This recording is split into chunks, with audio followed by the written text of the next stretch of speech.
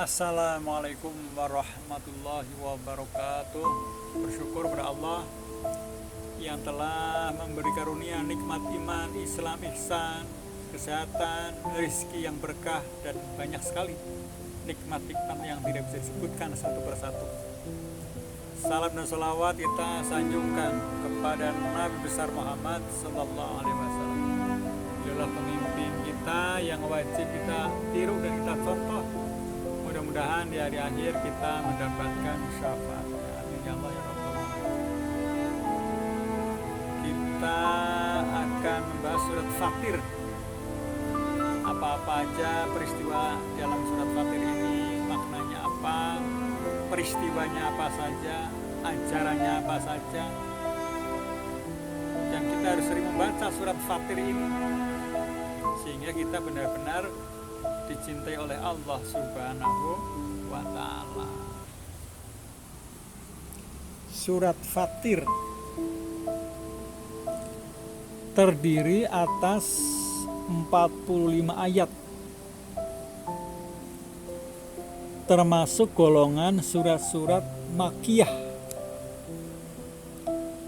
diturunkan sesudah surat Al-Furqan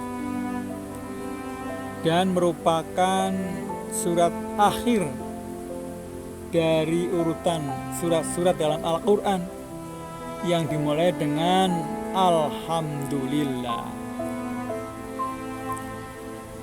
Dinamakan Fatir atau pencipta, ada hubungannya dengan perkataan Fatir yang terdapat pada ayat pertama pada surat ini.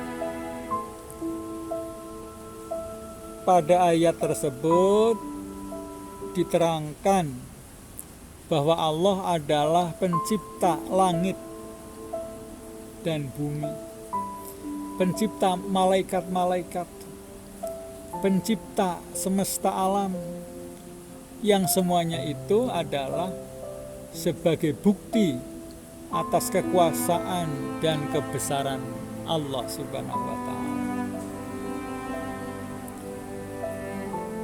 Surat ini dinamai juga dengan surat Malakat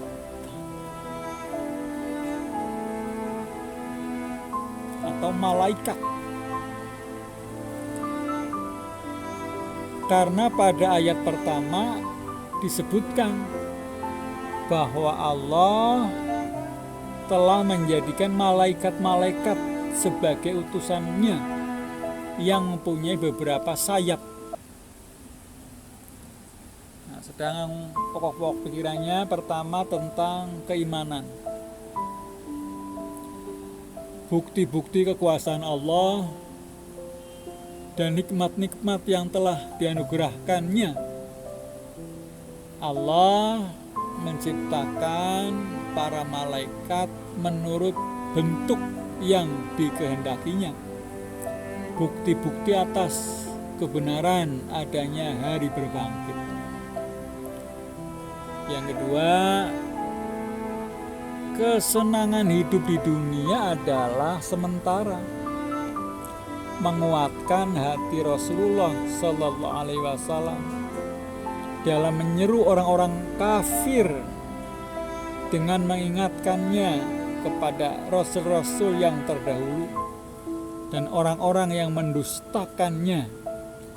Seruan kepada manusia supaya mengerjakan amalan yang baik dan meninggalkan pekerjaan yang buruk, supaya jangan mengikuti langkah syaitan. Tiap-tiap orang memikul dosanya sendiri. Manusia adalah khalifah Allah di muka bumi ini. Gambaran akibat-akibat yang diterima oleh orang-orang mukmin dan orang-orang kafir, tingkatan orang-orang mukmin. Saudara-saudara kaum muslimin muslimat rahimakumullah. Kesimpulan surat Fatir ialah mengajak manusia mensyukuri nikmat yang diberikan Allah kepada manusia. Menjauhi perbuatan yang jahat, memikirkan tentang keindahan-keindahan alam semesta, dan manusia adalah sebagai khalifah Allah di muka bumi ini. Lalu ada tidak hubungan antara surat Fatir dengan surat Yasin? Tentu saja ada. Pertama, pada bagian akhir surat Fatir dikemukakan bahwa orang-orang musyrik bersumpah akan beriman apabila datang kepada mereka seorang pemberi peringatan atau seorang rasul. Tetapi setelah datang kepada mereka rasul, mereka mengingkarinya. Pada permulaan surat Yasin, Allah menegaskan bahwa Nabi Muhammad SAW adalah seorang rasul yang selalu berada di jalan yang lurus untuk memberi peringatan kepada mereka. Tetapi mereka tetap tidak beriman. Yang kedua,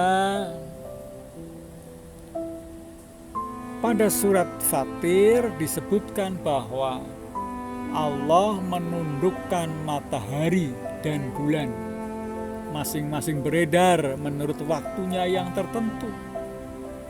Sedang pada surat Yasin disebutkan bahwa matahari beredar pada garis edarnya yang telah ditetapkan Allah, dan bumi mempunyai garis-garis edar yang telah ditentukan pula oleh Allah Subhanahu wa Ta'ala. Itulah tentang surat Fatir.